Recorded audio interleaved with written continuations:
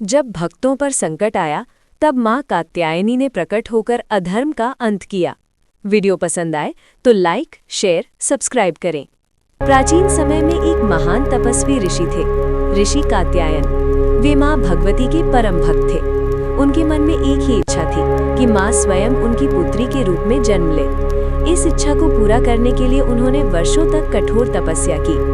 उनकी कठिन साधना और अटूट भक्ति से प्रसन्न होकर मां दुर्गा ने उन्हें दर्शन दिए और वरदान दिया कि वे उनके घर पुत्री के रूप में जन्म लेंगी। कुछ समय बाद मां ने ऋषि कात्यायन के घर जन्म लिया। ऋषि के नाम पर ही उनका नाम कात्यायनी पड़ा। उसी समय एक शक्तिशाली और अत्याचारी असुर था, महिषासुर। उसने अपनी शक्ति के घमंड में देवताओं को स्वर्ग से निकाल दिया और तीनों लोकों में अत्याचार फैलाने लगा।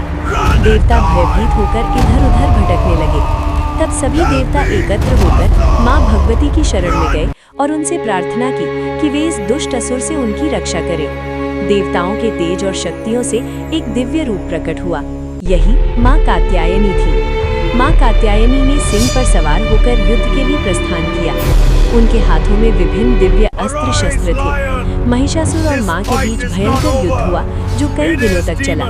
असुर अपनी मायावी शक्तियों से बार बार रूप बदलकर युद्ध करता रहा, लेकिन मां की शक्ति के सामने वो टिक नहीं पाया। अंततः मां कात्यायनी ने अपने त्रिशूल और अन्य अस्त्रों से महिषासुर का वध कर दिया। उसके मरते ही तीनों लोकों में शांति स्थापित हो गई और देवताओं ने मां की स्तुति की।